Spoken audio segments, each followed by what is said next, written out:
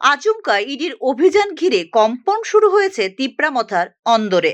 গত কয়েকদিনের মধ্যে তিপ্রামথা দলের 5 জন এমডিসি সহ এডিসি প্রশাসনের বেশ কয়েকজন আধিকারিকদের নোটিশ পাঠিয়েছে এনফোর্সমেন্ট ডাইরেক্টরেট।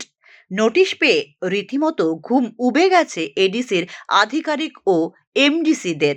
ইডির এই অভিযান ঠেকাতে দিল্লিতে অনেক দরবার করে ব্যর্থ হয়ে শেষমেশ রণে ভঙ্গ দিয়েছেন মথা নেতৃত্ব। 2021 সালে ত্রিপুরা উপজাতি স্বশাসিত জেলা পরিষদ তিপ্রামথার দখলে যাওয়ার পর থেকে ব্যাপক দুর্নীতির অভিযোগ উঠতে শুরু হয়েছে এডিসি প্রশাসনে। এডিসির বিভিন্ন স্তরের নির্বাচিত জনপ্রতিনিধিদের চলাফেরায় ব্যাপক আভিজাত্য নিয়ে প্রশ্ন তুলছেন সাধারণ মানুষ।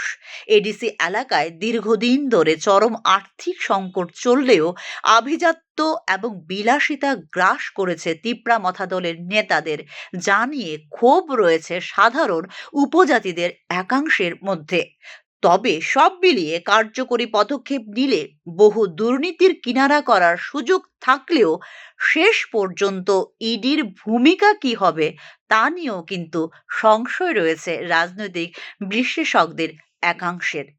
আসামের একটি আঞ্চলিক দলের সঙ্গে আঁতাত করে বোরোল্যান্ড দখল করার পর সেই আঞ্চলিক দলটিকে নানা কৌশলে দুই ভাগে ভাগ করে এখন দুইটি গোষ্ঠীকেই নিজেদের মতো করে পরিচালনা করছে জাতীয় রাজনৈতিক দল বিজেপি। রাজ্যেও কি তবে ইডিকে কাজে লাগিয়ে তিপ্রামথার একাংশকে দলে টানার পরিকল্পনা নিয়েছে ভারতীয় জনতা পার্টি? প্রশ্ন উঠছে তা নিয়েও। এদিকে চুপিসারে হলেও এডিসির এমডিসি ও উচ্চপদস্থ আধিকারিকদের বিরুদ্ধে ইডির নোটিশ পাঠানোর খবরে খুশি এডিসির একাংশ কর্মচারী। খুমলুঙের দুর্নীতিবাজ উচ্চপদস্থ আধিকারিক ও এমডিসিদের বিরুদ্ধে আইনানুগ ব্যবস্থা নিক ইডি, এমনটাই মনে প্রাণে চাইছেন এডিসির নিষ্ঠাবান কর্মচারীরা। রাজ্য সরকারের বরাদ্দকৃত টাকায় এডিসিতে চরম আর্থিক বিশৃঙ্খলার দায়ভার এবার কে নেবে, এই নিয়ে প্রশ্ন উঠতে শুরু করেছে খোদ তিপ্রামথা দলের অভ্যন্তরেই।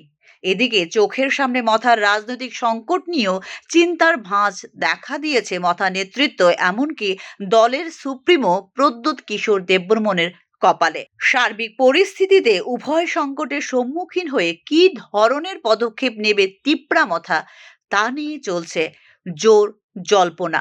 Bureau report, news now.